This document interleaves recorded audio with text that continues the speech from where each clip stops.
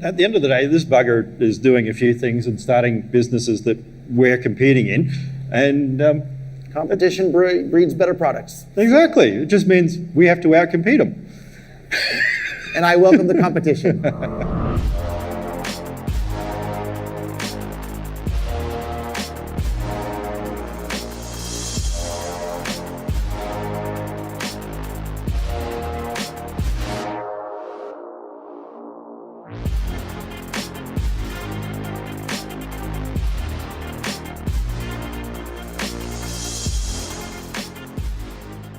I think at this conference you'll feel a lot more of that voluntarist, libertarian spirit of we're going to liberate the individual and put them in charge of their own lives using technology. I think that's what this conference is much more about. And through using Bitcoin Cash in commerce, and that's what it's all about. If you can use your digital currencies to buy and sell anything anywhere in the world, you have a much freer life at that point. My goal had been to have Bitcoin adoption happen so fast that it would be too late before the regulators even realized what happened. But because of this whole scaling civil war, the entire adoption of cryptocurrencies around the world was delayed by several years. So we could have already had much more adoption around the world than we already do if we hadn't run into this silly scaling debate within cryptocurrency. So it's really, really frustrating to see how that's happened. But anyhow, we can't change the past. We can only work to improve the future, and that's what we're here to do today.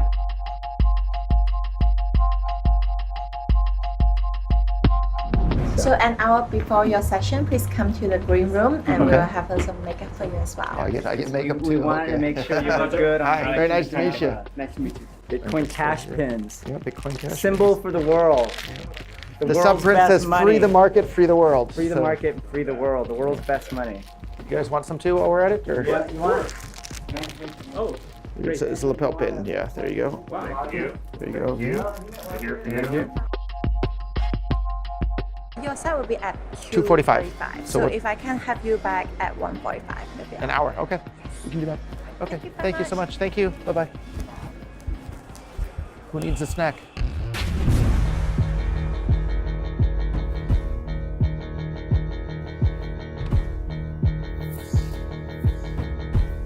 It's crazy, yeah. They think just because it has the name Bitcoin, that it's Bitcoin, but it's not the name, it's what it actually is. And if it doesn't work, then it doesn't work. It doesn't matter what you call it. The Bitcoin.com wallet, the number of transactions each day have been increasing.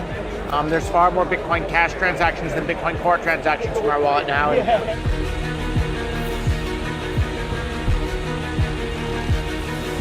So this is an ad. Coinbase is having to pay for ads. Here we are with the top natural results. So that's pretty good. And we actually made it so it only creates a Bitcoin Cash wallet by default now. If you want to make a Bitcoin Core wallet, you can still do it in the advanced settings. But so there you go. You now have a Bitcoin Cash wallet.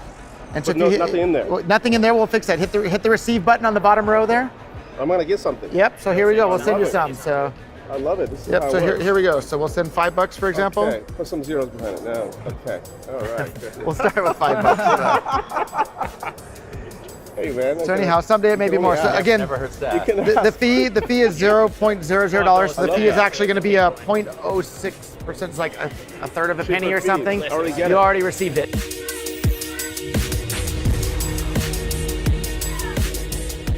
Mike and Jake, maybe you met them. They speak Chinese. Mike's so good he can fool people on the telephone. So anyhow, they're both right over here. This is Jake. I think you know Jake. His screen name is Beijing Bitcoins. Okay. And he runs a lot of the chat groups. I see you there, right? You speak some Chinese as well then, or how many years total were you living over here? 5 years. We might take a photo. Sure, no problem at all. Exactly. Ready? I think if we rotate, it'll be better, right? You guys want a snack or something? I need at least a little something to eat before things start. And like the current exchange rate between dollars and yen right now, it's about 110 yen per dollar. Yep. But he brought out a 1 yen coin from right before World War II. And it was a 1 ounce silver coin, which meant that 1 yen used to equal $1, which was just like really mind blowing. So it means the Japanese government inflated their currency even more than the US government did. I have one left. Who wants the lapel pin here? So you guys get, sure, here, I'll put it on for you there. I had a pocket full of a whole bunch of them earlier this morning, but I gave all but the very last one out there. So there you go. Good on you. Beautiful. Thank you guys so much. So sorry. Feel bad I only had one left. Thank you guys.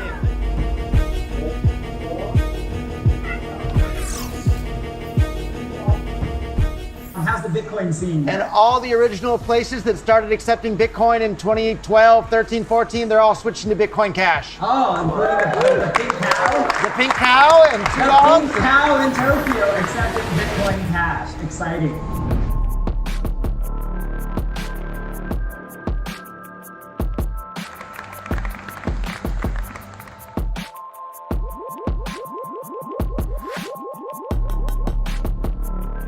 I enjoy your videos on YouTube. Oh, thank on your you. YouTube channel. Yeah, good work, man. Thank you very much. Like what you're doing. You've inspired us to do a lot of work with Bitcoin as well. Well, I'm glad to hear We're that. 100% Bitcoin Cash. It actually works as cash. So. Hi, nice to see you again. How are you guys doing? Great to see you. Oh, everybody's over here. Hey, great to see you. Cindy, oh, I've heard lots and lots and lots about you. Great to meet you. In fact, another guy in the lobby was just asking me about you if you're going to be here, and he wants more. Seriously. Wow, I'm so happy. From like Bitcoin Asia, I think he said the name of his group was. He wants more of our shirts apparently, so we'll have to like see what we can do to get more shirts into him. So great to meet you in person, I think. So yeah, finally. You're my hero, really. Well, thank you so much, Cindy. And thank you for your help. you in the Chinese community. Thank you very, very much.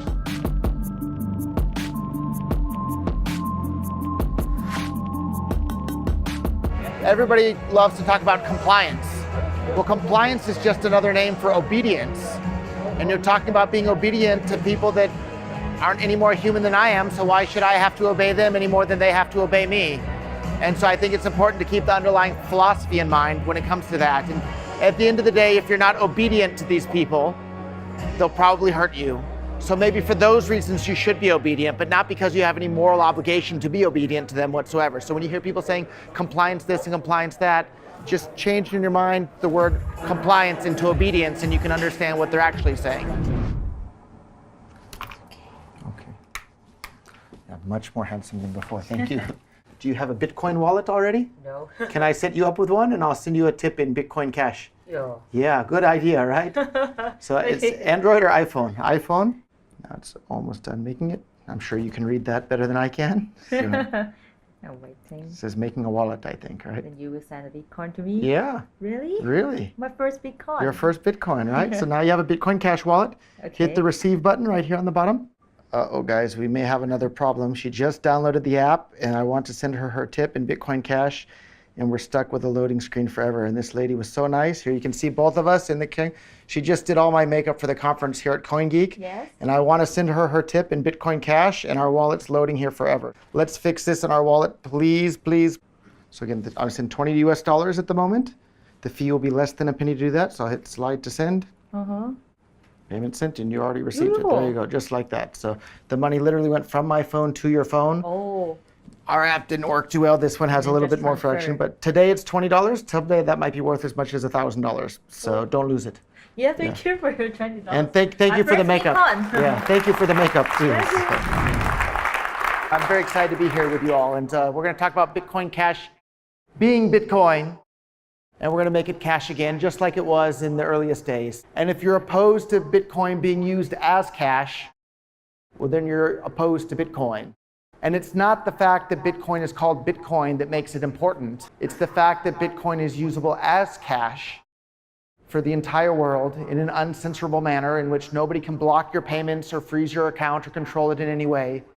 It's those characteristics that make Bitcoin important.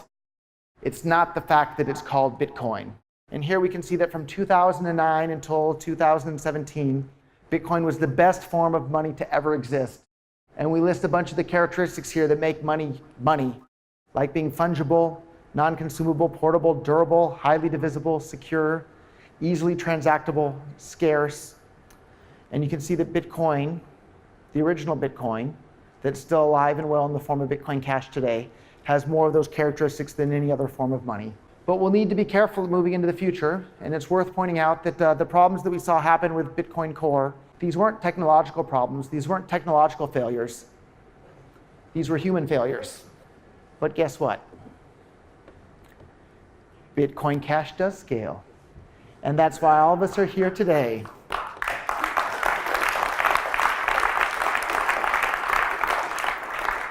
And again, there's no CEO of Bitcoin Cash, there's no CEO of Bitcoin. It's just up to all of us to build businesses and to tell our friends and tell our family and help them get involved. So the fact that you're all here at this wonderful Bitcoin Cash conference shows that you're motivated. So when you go home from this conference, make sure you set up your family and your friends and your neighbors with Bitcoin Cash wallets. There's a whole bunch to choose from. Of course, I love the Bitcoin.com wallet, but I love the other ones too. We have blockchain.info. We have Coinbase, which is a Bitcoin bank.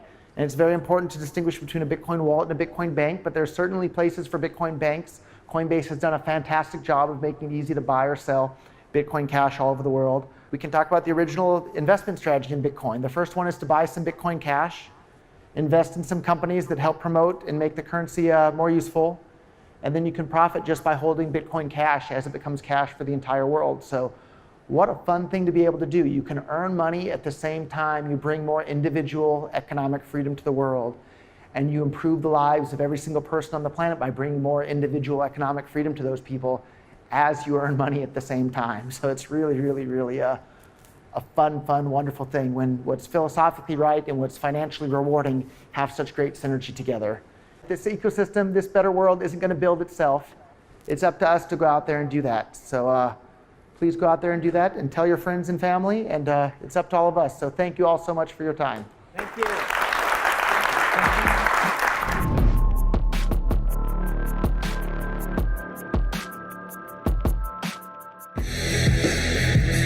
Bring him out again, the CEO of Bitcoin.com, Roger Ver.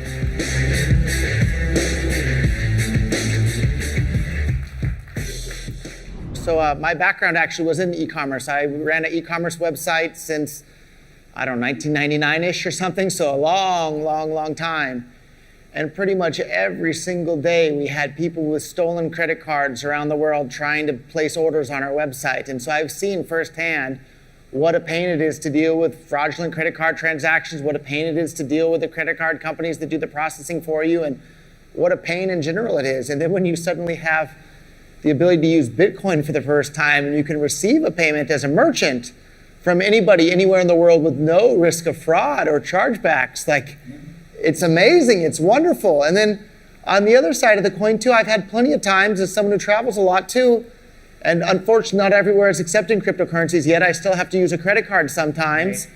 And even actually just unfortunately earlier this week, there was something I couldn't buy with a cryptocurrency yet, so I was using the legacy credit card.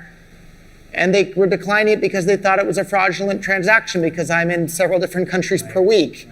And so I've seen firsthand how big of a headache it is to deal with the traditional stuff, or having bank wire transfers blocked and all sorts of crazy things. Whereas with Bitcoin, you just send it and done. Or if you're a merchant, you just receive it and done. So I'm sure online merchants and e-commerce websites are going to be absolutely loving Bitcoin Cash because it works better than all the options that were available previously. So when Jihan gave his presentation earlier today, it really brought back a lot of fond memories for me of the global Bitcoin stock exchange. I remember that website very clearly and remember being so excited about this because it was one of the very first times we saw an unregulated by governments, yet regulated by the market, stock exchange forming. And I remember looking at the website pretty much daily and being excited as the volume was growing and there was more and more trading happening and more companies were being listed, and it was so exciting. So I think from my point of view, I want to see more, and I don't think unregulated is the right word, but I want to see more unregulated securities. When I say unregulated, I mean not regulated by a bunch of men with guns working in some capital somewhere that have no idea what us computer nerds are doing on the internet and have probably never used cryptocurrencies in their lives ever. I want to see these securities regulated by the market, because at the end of the day, markets regulate things better than a bunch of politicians that don't even understand what it is they're regulating.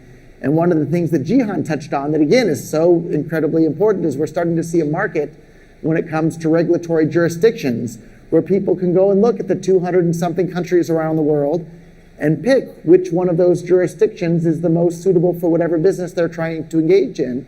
And now we're starting to see the quote unquote regulators realizing that they have to compete with other regulators in this market for regulation. And I think at some point we'll realize that we don't need to have a monopoly in regulatory agencies, and we'll see a market develop for regulatory bodies that decide to regulate different businesses, and the businesses will be able to decide which regulatory agency they want to be under, and they'll be able to promote to their customers and say, hey, we are regulated by this institution, which isn't necessarily even a governmental institution. And then the customers of that institution will be able to decide, oh, this regulatory body has a fantastic track record of not allowing a bunch of scammy businesses to be under their policy, and this other one, they let anybody in there for 20 bucks.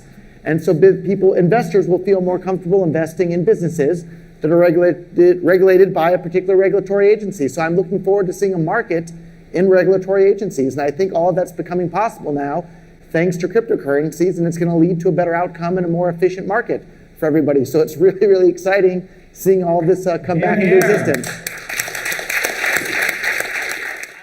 I don't recall exactly the first time I met Jihan. I think maybe it was in Beijing at a dinner that was arranged.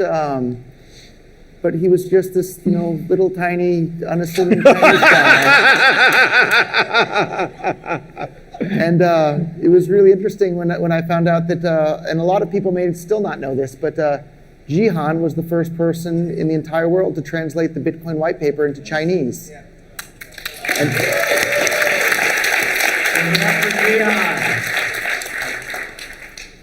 And Craig, I don't know all that well yet, but I'm getting to know him better. And I remember one of the very first times we had dinner together. It's not often you get to sit across the table from somebody that knows so many different things about so many different topics. And my background is primarily in economics, and Craig knows a heck of a lot about those sorts of things too. And I can sit there and at least I can keep up and follow what he's saying on those topics.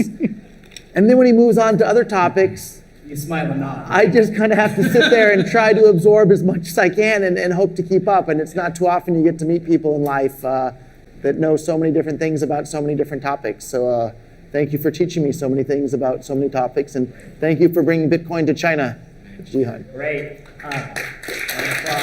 If I'm going to succeed, then basically screw the trolls. And I saw that from Jihan. No matter how much shit they threw at him, he kept going.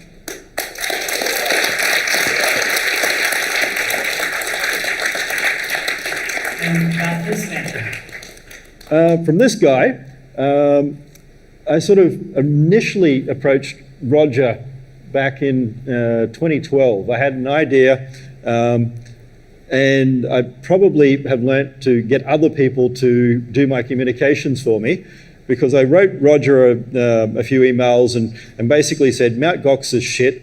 We need to make a better exchange. I have technology, and just kept blasting a few things at him until I got sick of it. And that went nowhere. Roger, I don't blame you. So the first thing I've learned there is to get other people, especially like Jimmy and things like that, to act as a filter between me, because, well, I've got a sort of different type of personality. And there's 1,001 different cryptocurrencies out there, and at the end of the day, the market will decide which one they're going to use. And it's our job here in this room and everybody else that's involved to make sure that Bitcoin Cash is the one that's the most useful for the most people around the world to use in commerce. And at the end of the day, this bugger is doing a few things and starting businesses that we're competing in. And competition breeds better products. Exactly. It just means we have to outcompete them. And I welcome the competition. Why don't we get a group of like 20 people? Everybody up on stage. Yeah, everybody.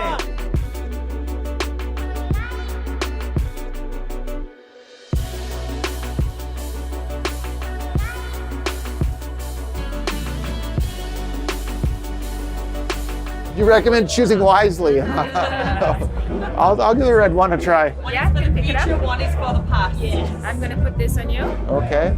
You better take it now. Uh-oh. And please follow her. For you. Thank you. Enjoy your night. It's not red. Yeah. Thank you so much.